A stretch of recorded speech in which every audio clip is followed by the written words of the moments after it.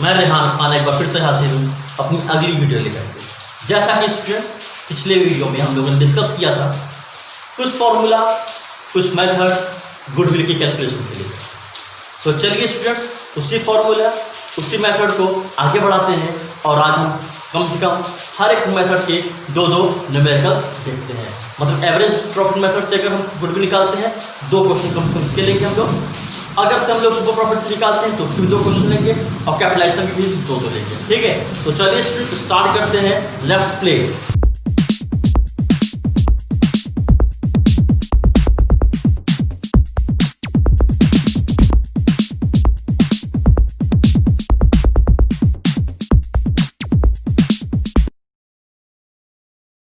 तो चलिए students start करते हैं। सबसे पहले गुडविल को पढ़ते हैं किस मेथड से?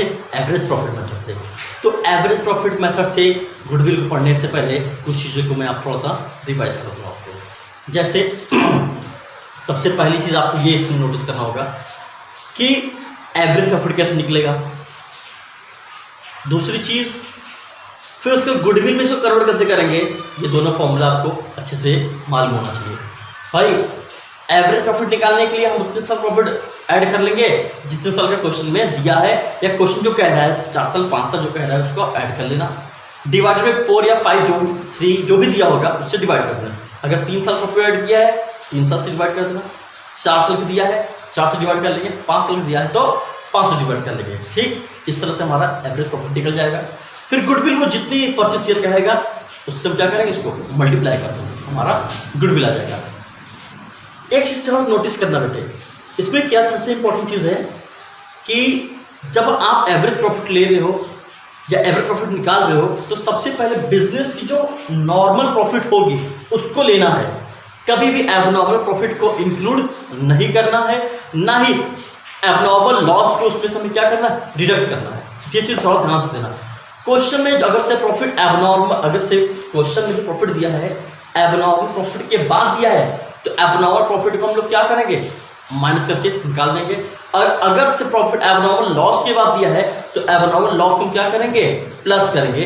उसके बाद हम लोग एवरेज प्रॉफिट निकालते हैं। तो चलिए स्टूडेंट इसी बेस पर एक क्वेश्चन लेते हैं, फिर स्टार्ट करते हैं। ये रहा क्वेश्चन आपकी स्क्रीन पर।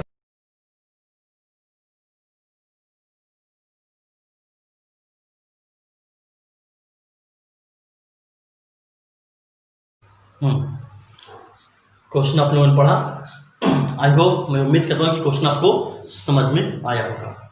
थोड़ी सी आपको किरकिर करके आवाज़ आ रही होगी, असल में बारिश हो रही है इस वजह से थोड़ी सी आवाज़ मेरी थोड़ी सी किरकिर करके आ रही है, बारिश की आवाज़ आ रही है ना इस वजह से। तो चलिए स्टूडेंट क्वेश्चन को मैं फिर से एक बार रीड कर देता हूँ कि क्वेश्चन क्या था। सबसे पहले क्वेश्चन था इसमें कि एक्स लिमिटेड ने परचेस किया था बिजनेस किसका, वाई लिमिटेड का। क्वेश्चन करेक्ट, ठीक।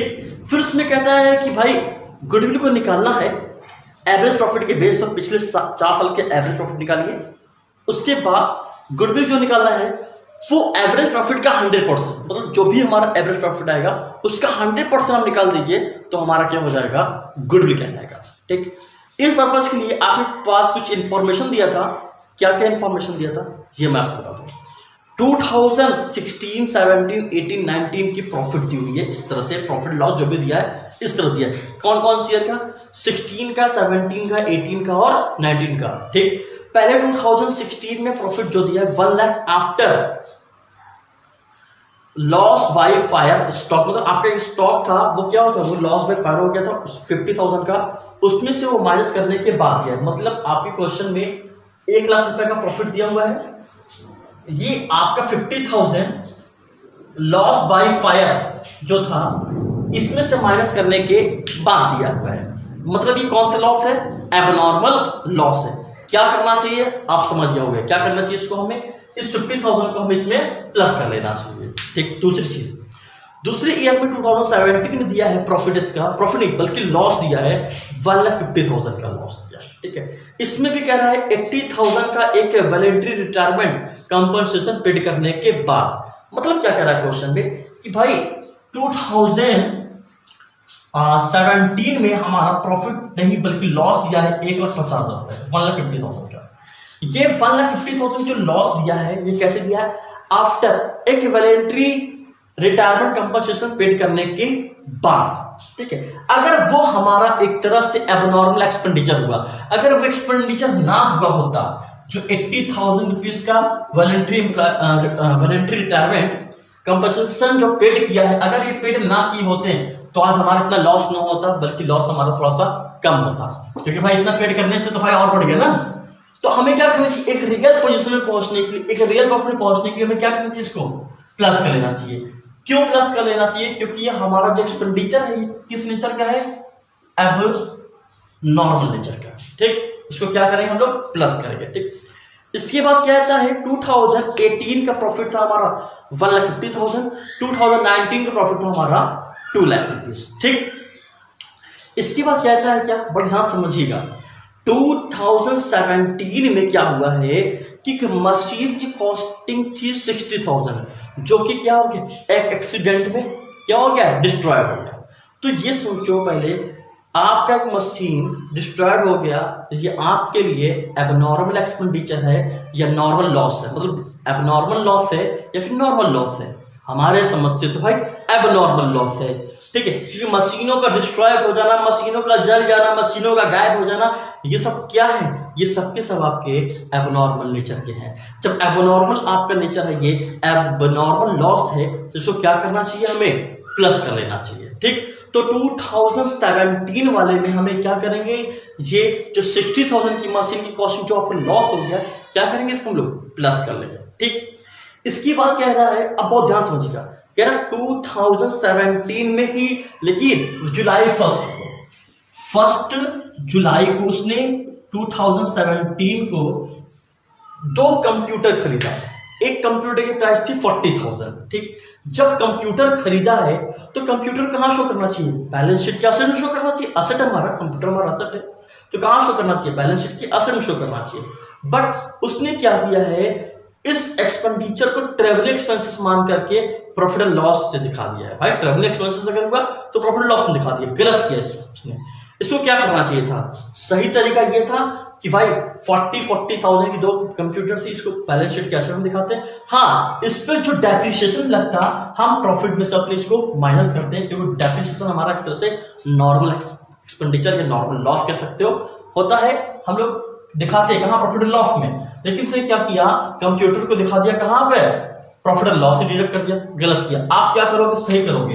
कैसे, ये 40,000 की 2 कंप्यूटर है, मतलब टोटल मिला 80,000 रुपए है, ये क्या करेंगे हम लोग, उस रिलेटेड ईयर के प्रॉफिट में प्लस कर लेंगे, ठीक। हाँ, इससे पे जो डेप्रिसिएशन लगा है, उस डेप्रिसिएशन को क्या करेंगे, माइनस कर देंगे, ठीक।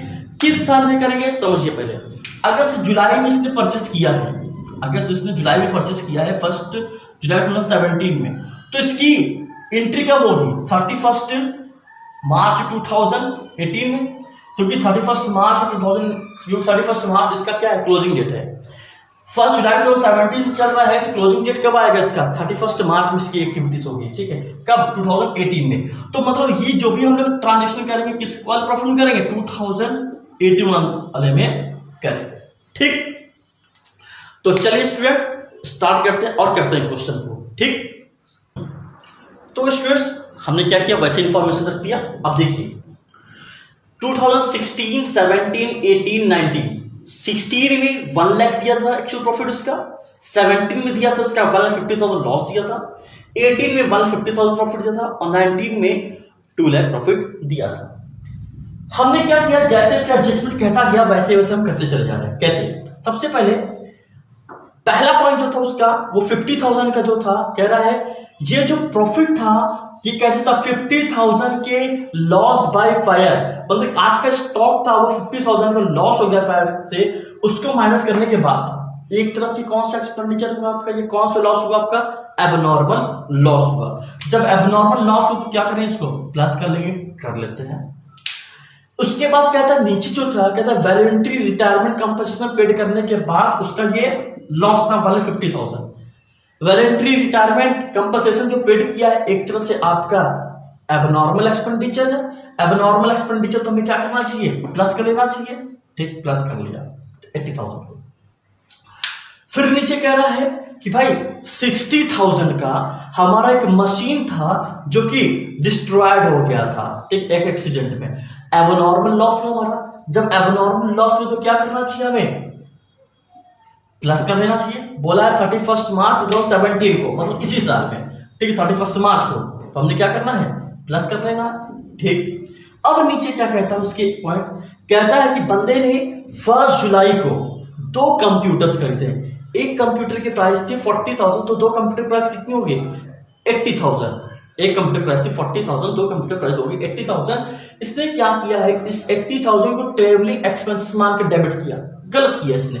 इसको क्या करना चाहिए था, बैलेंस शीट की असेट में शो करना चाहिए था, जबकि इसने क्या किया, उसको डेबिट मान के यहां से माइनस कर दिया, गलत किया। हमें सही करने क्या करें, इसको फिर से प्लस कर लेंगे। भाई इसको प्लस करो, ठीक है। अब प्लस करेंगे इसको कितना, एक computer price 40,000, 2 computer price 80,000, plus कर लेंगे। हाँ, इसमें जो जेन्युइन जो डेप्रिसिएशन होगा वो माइनस करें पर प्रॉफिट से, क्योंकि डेप्रिसिएशन एक तरह से आपके नॉर्मल एक्सपेंडिचर की तरह होते हैं, नॉर्मल लॉस की तरह होते हैं, इसलिए आपको अपनी प्रॉफिट से उसको डिडक्ट करना है। तो सुनिए जरा सा, किस दिन आया कंप्यूटर, जुलाई 1 को। जुलाई 1 से लेकर के 31 मार्च तक काउंट करें कितना दिन होता है, 9 मंथ होगा। तो डेप्रिसिएशन लगाएंगे पूरे दोनों कंप्यूटर पे, 80,000 into rate of depreciation was 10%, 10/100 and 9/12. The amount will be 3 3s are 9, 3 4s are 4, 6,000, ठीक। Then 6,000 will be deducted in a 2018 profit, ठीक। आप देख सकते हो डेप्रिसिएशन का जो मेथड था वो किस मेथड से था, straight line method. Straight line मतलब ओरिजिनल मेथड। ओरिजिनल मेथड मतलब क्या, जो पुरानी मशीन की जो वैल्यू थी उसी पर हम लोग हर साल डेप्रिसिएशन लगाते हैं। तो यहाँ पे कंप्यूटर था हमारा, तो कंप्यूटर पे लगाएंगे डेप्रिसिएशन हम लोग, ठीक है। तो कंप्यूटर पे फिर अगले साल डेप्रिसिएशन लगेगा, ऐसा तो है नहीं कि 2018 के बाद अगर 19 आएगा तो हमारे पास ईयर गायब हो जाएगा, ऐसा तो है नहीं, ईयर हमारे पास रहेगा ना, या हमारे पास से मशीन थोड़ी या कंप्यूटर थोड़ी चला जाएगा, ठीक है। तो अब हम जो लगाएंगे डेप्रिसिएशन अगले साल फिर से लगाएंगे 2019 में, किस पे, 80,000 पे, पूरा 1 year, 1 April to 31 March, from 1 April to 31 March, 1 year का 10/100, that amount will be 8,000, it will deduct in 2019 profit, ठीक। अब देखते हैं कि हमारा नॉर्मल प्रॉफिट जो निकल के आता है वो कितना आता है। क्वेश्चन हमारा ये प्रॉफिट लॉस दिया था, ये सब ट्रीटमेंट हमारा एबनॉर्मल और एबनॉर्मल गेन और एबनॉर्मल लॉस था। हमने कुछ चीजें प्लस कुछ माइनस की, जैसा जिसका जो नेचर था वैसे हमने इसको सही से ठिकाने पर पहुंचा दिया। तो इस एक्टिविटीज से हमारे पास जो नॉर्मल प्रॉफिट निकल गया था वो कितना आता है, इसका होता है 150,000, ठीक। इसका हो जाएगा ऐसा कि 10,000 लॉस, देख लो लॉस सिर्फ इसका उस साल कितना हो रहा है, अगर नॉर्मल लॉस देखो तो कितना आ रहा है, 10,000 आ रहा है बंदे का, ठीक है। फिर बंदे का कितना था, 2,24,000, फिर हो जाएगा इसका 1,92,000, सम करके इसको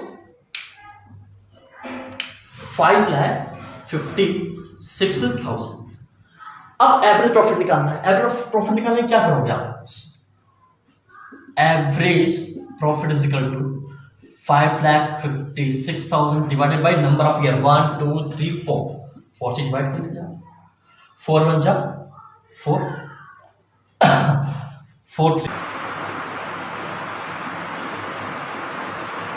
1,39,000, this is the average profit, ठीक। अब गुडविल कह रहा है निकालने को, गुडविल कैसे निकालेंगे ये समझिए। गुडविल कह रहा है कि जो भी एवरेज प्रॉफिट आएगा उसका 100%, एवरेज प्रॉफिट हमारा वाला 39,000 है, गुडविल निकालते हैं, देखिए goodwill is equal to 1,39,000 into 100/100, भाई 100% निकलना है, तो कितना आता है निकल के प्रॉफिट, तो निकल के गुडविल 1,39,000, भाई 1,39,000 का 100% निकालोगे तो 1,39,000 आएगा ना, तो गुडविल कितना हो गया हमारा 1,39,000। गुडविल की बोला है कि जो भी एवरेज प्रॉफिट आएगा उसका 100%, यहाँ पे ये नहीं बोला है कि नंबर ऑफ परचेस किया, नंबर ऑफ परचेस कोई मतलब ही नहीं आता। यहाँ पे क्या बोल दिया कि जो भी यहाँ पे हमारा प्रॉफिट एवरेज प्रॉफिट आएगा उसको आप क्या करिए, उसका 100% अमाउंट हमें दे दीजिए, तो वो हमारा क्या कहलाएगा, गुडविल कहलाएगा। तो हमने क्या किया, सिंपल से हमने क्या किया, एवरेज प्रॉफिट जो आया उसका 100% निकाल दिया, 1,39,000 आ गया, ये हमारा गुडविल हो गया। तो आज के लिए मेरा इतना ही, ठीक है। कल फिर मिलते हैं एक नए क्वेश्चन के साथ। लेकिन अभी हमारा एवरेज प्रॉफिट मेथड भी खत्म नहीं हुआ है, अभी फिर देखेंगे इसको। एवरेज प्रॉफिट मेथड तभी एक क्वेश्चन और लेना है ताकि आपकी सारी कंफ्यूजन और आपकी सारी दिक्कतों को दूर किया जा सके। ठीक है, तो चलिए स्टूडेंट्स, मिलते हैं फिर से एक नई क्लास को लेकर के अगले दिन। तब तक के student thank you very much और दुआओं में याद रखिएगा।